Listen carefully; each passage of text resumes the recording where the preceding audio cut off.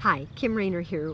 Welcome to episode 30 of All About Spirits, Life After Cancer. And today we're going to talk about what anniversaries do to our bodies and our lives as we walk through the cancer journey. And when we're diagnosed with cancer, we are thrown curveballs.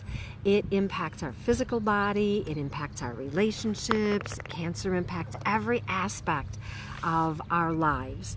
And each Monday morning at about 10 o'clock, I do an episode like this that talks about life after cancer and how offering tips and tools on how you can step back into life after cancer. Because when I was diagnosed, I was looking for support that I wasn't finding in my life. So I created this show to try and help other survivors navigate life after cancer once they're done with treatment. So today's episode, like I said, this is episode 30, and I chose the topic of what do anniversaries do to my body because I seem to be impacted by anniversaries. And I'm pretty sure that I'm not alone in that, because if you go to a greeting card store, you recognize that there are lots of greeting cards that you can get that have zeros and fives at the end of them, and they're to mark milestones, they're to mark anniversaries. And I am, this is the 30th episode, so that's an anniversary that ends in a zero. And I'm about 4 weeks out from my 11th anniversary of my diagnosis date. So I figured that anniversaries, that might be a good topic to talk about.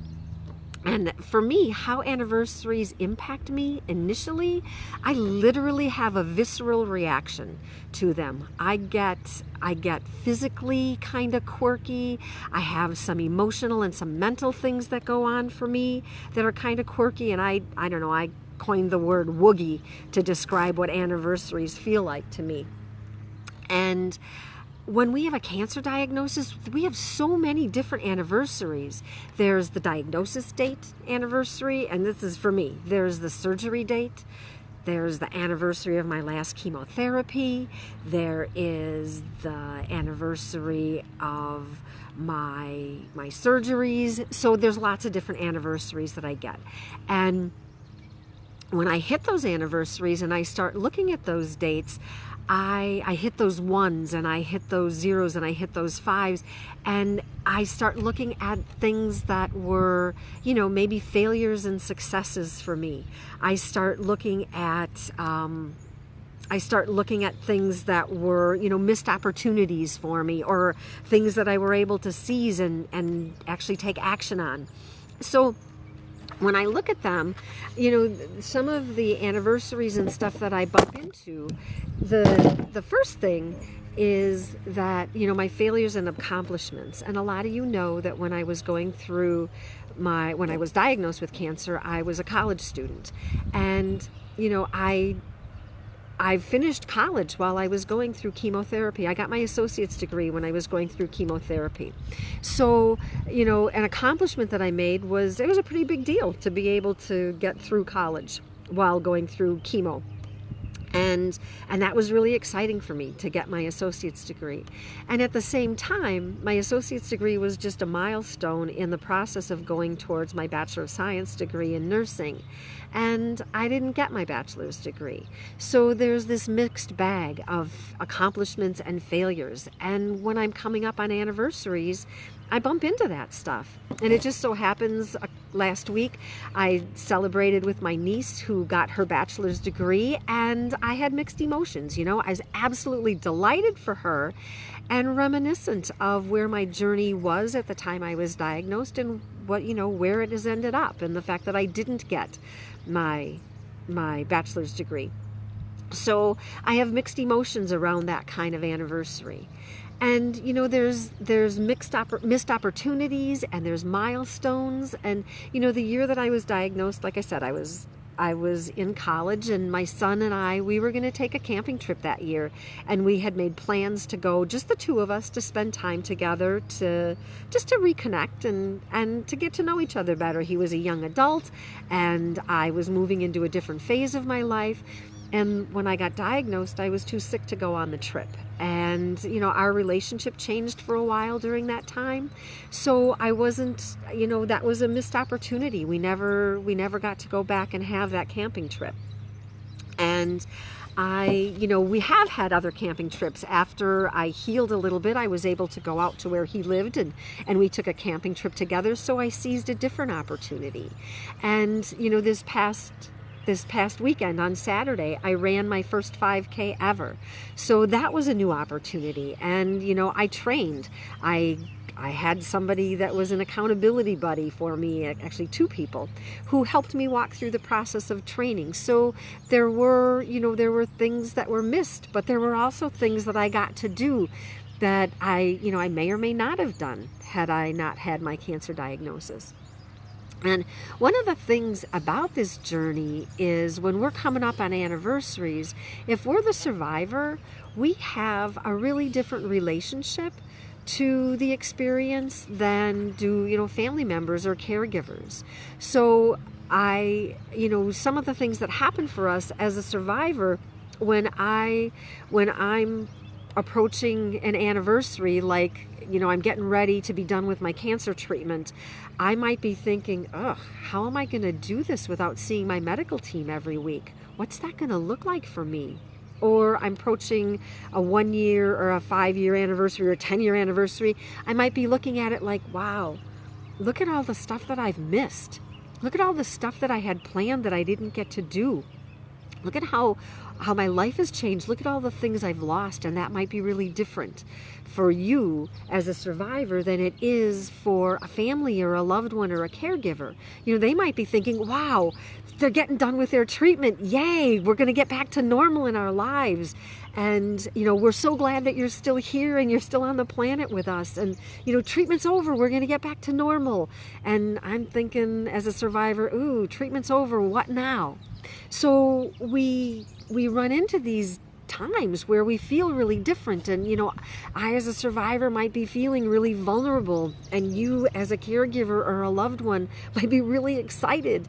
And that can turn into a debate between us. It can turn into hard feelings and arguments and disappointment and frustration. And what this part of the cancer journey really boils down to for me is attitudes and balance. And, this whole journey has been about balance. It's been about, knowing when to step up and knowing when to stand back. And those are 2 really different things that are necessary and a part of this journey.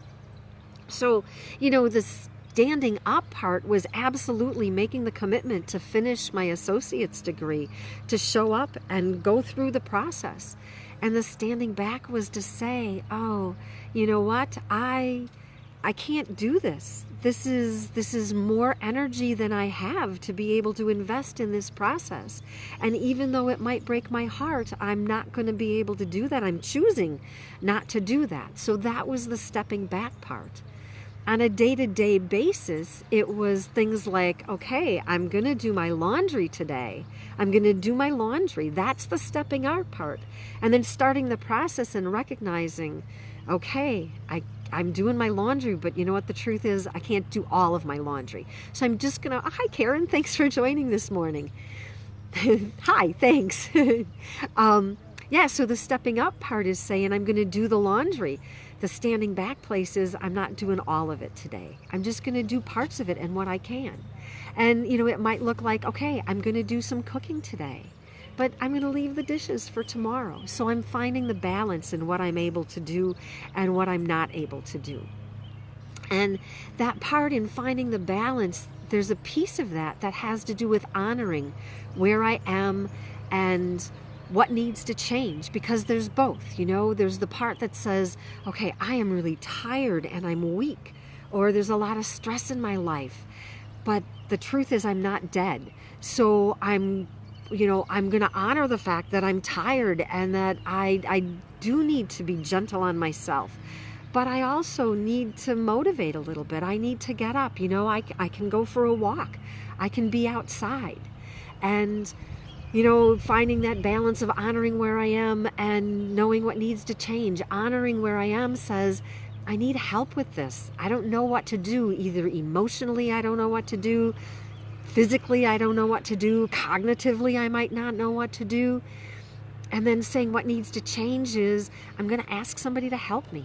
I'm going to reach out to somebody who's had the experience before me, or I'm going to ask somebody who knows, or I'm going to ask somebody to come in and help me do the laundry or help me do some cooking. So there's a way that I honor where I am. And then when we're dealing with other people, when we have other people that we love and people who love us and we're walking through this process, there's this whole part that says, how do I allow you, who wants me to get up and go back to normal, and honor that? And how do I honor me that says, yeah, I don't have the capacity to do that today? And, I'm in dread about my anniversary date, and you're excited about my anniversary date. And how do I navigate that? How do I step up to the parts that I need to step up and stand back to the parts that I need to let go of? And one of the things that was really helpful to me in this process is to really honor where I am and to honor where you are too. To say, this is what you're feeling, and I'm not going to try and change you in this process. I'm not going to try and change how you feel or convince you that how you feel is wrong or right, or how I feel is wrong or right. I'm just going to allow you to be where you are. And if I have things that I need to talk about, I'm going to find the right person to talk to about it. I'm going to find somebody who's earned the right to hear the story. I'm going to find somebody who can honor my position and who can, not let me sink into the mire and into the bad feelings about where I am so I get stuck. I'm going to talk to people who can help me move forward. I'm not going to talk to somebody who's going to berate me for being where I am. I'm going to find the right people to talk to. So this is really a whole process about my attitude and about balance and about recognizing what can I change and what can't I change. And then saying, is my glass half empty in this process, or is my glass half full? There's a lot of things that I lost in the process of walking through my cancer journey. And I look back over the last 11 years and I can list all of that stuff. But I can also list a lot of really amazing things that have happened for me too. There was a period of time that I regretted being a survivor, that I really wished that I hadn't survived. I was angry that I had to leave the place I lived to move into a mobile home because that was all I could afford to live in. And after having walked through that process and looking around my life, what I really get to do is celebrate that I've survived. I've been on camping trips with my son. My son was with me along with his girlfriend when I ran that 5K this weekend. And, in the last almost 11 years, I've moved, I've paid off my home. I saw a need in our world that cancer survivors need help transitioning from active treatment into life after cancer. So I wrote a business plan about that. And I presented my business plan to a group of entrepreneurs, and they awarded me with something called the Community Impact Award, recognizing that the work that I talk about doing is so needed and that it could really impact our community.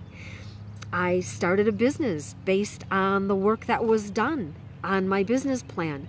I put together a grant proposal, and I was honored a grant to help me launch the business.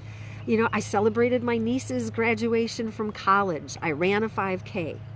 I've been to weddings and conferences and birthday parties and funerals. And, I get to live today.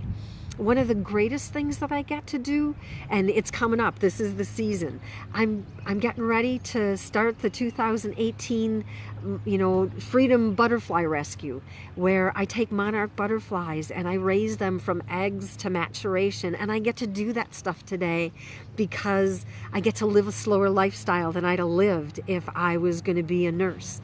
I get to celebrate today. So in as much as those anniversaries can mean icky things, they can mean reasons to celebrate. In as much as they mean scary things for us and good things for the people around us, there's room and space for all of that. It's finding a way to navigate that. And if you're stuck and don't know how to do that, I'm absolutely happy to have a conversation with you and to help you find your way in this process. I did not find my way alone or by myself. I had a lot of people in my journey who helped me, and I'm grateful for that, and I'm here to help you with that as well. So as always, there's bugs out here. As always, if you found anything in today's episode that was helpful to you, I hope that you will share it. I hope that you will like the Facebook page. It makes the information available to more people. And I hope that you'll join me next week when we'll talk about who knows what. So thanks for joining me, and Karen, thanks again for being here today. Until we have a chance to talk again, I hope that life treats you well. Take care.